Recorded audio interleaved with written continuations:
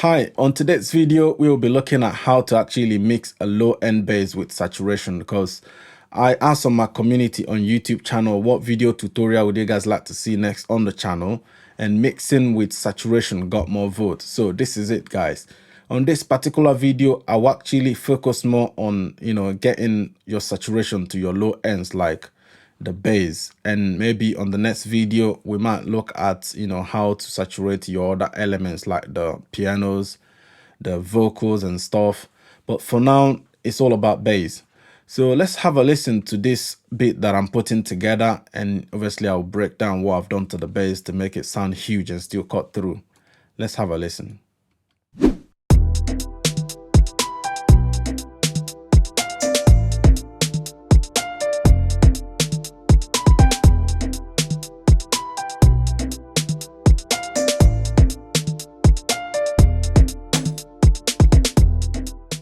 Now let me go ahead and just engage this. This is a bonus tip that I obviously talk about towards the end, so stick around to the end.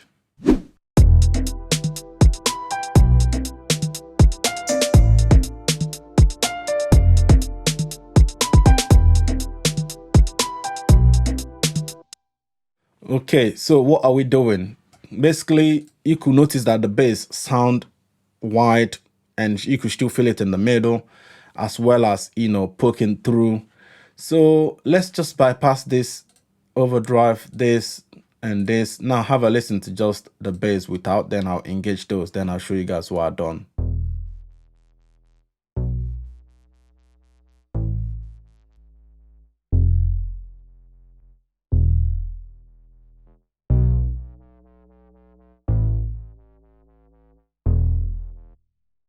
So you notice, especially this Boss 16 that I've just added, that actually added a lot of character to the bass and made it cut more through, especially on smaller headphones or mobile phone speakers.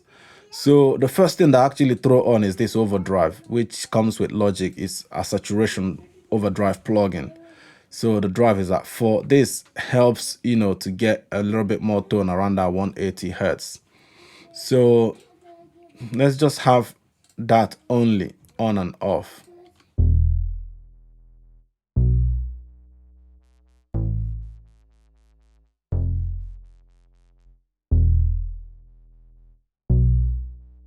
You definitely notice how huge he made the whole bass sound. So I'll obviously show you guys this one. Stick around to the end because this is a bonus tip. So the next one is this Boss 16 now that I've boshed an aux to. So what am I doing there? I've basically added an EQ to filter the lows, everything below 80 Hertz goes. Now I've added this distortion plugin. It's like a green screamer. Let's just have a listen to that bass distort only, this aux.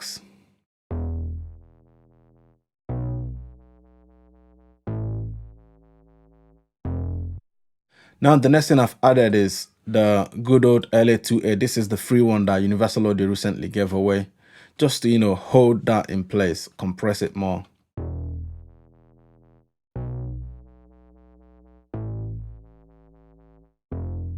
So that's me obviously squeezing it more. And now this is the main one, which is this overloud gem mod. This plugin was given away some years back, about 2-3 years ago, by Overloud. This is basically emulation of Dimension D. So if you have the Dimension D, or if you have the one from Universal Audio or Arturia, basically any Dimension D, the Logic also, Chorus in Logic plugin also do Dimension D. Or if you have the Eventide one, is the same. I think Soundtoy also have something like this. So I choose option 3, and I've also added a little bit of drive also, which is saturation, a bit of a stereo width, and the depth is at 35.6, the speed at just 0.344 Hertz. But now have a listen to how this actually made this wider, push it to both ears of your headphones or speakers. Obviously, this will be more effective if you listen to it on headphone.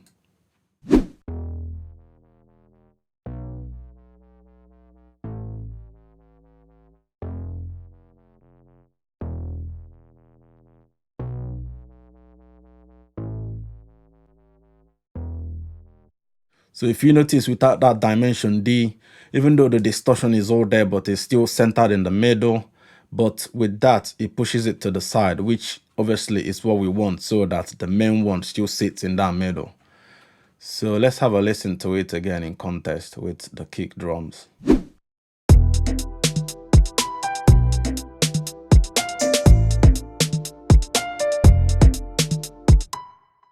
So now the last bonus tip that I obviously mentioned to the end, which is not really related to this mixing with saturation, because we've already got that all in. So this bonus tip is actually now how to sidechain just the low end of your bass so that it still cuts through on the mix, but still not stepping on the toe of your kick. So using Studio Rack, which is a free plugin, you know, just put the multi-band split. So everything below 150 Hertz is what we want to compress whenever the kick hits, and the rest we leave it on, because a lot of people obviously use a compression, but the problem with compression is when the kick hits, it actually pulls down all your bass. So it means you lose bass then, which makes it feel a bit more pumpy. But you don't want it to feel pumping. That's why we only compressing just that low end where the kick fundamental still lies, which is why using a plugin like this, or if you have a multi-band plugin that also does sidechain, external sidechain, is good. So I've split it at 150 Hertz and I've put the neutron compressor. So obviously any compressor that can do external sidechain is what you need. Now, this only docks when the kick hits. When the kick does not hit, it doesn't do anything, which makes it, you know, as well as it's cutting through, is also not stepping on the toe of your kick, so making your kick also feel very heavy. Have a listen.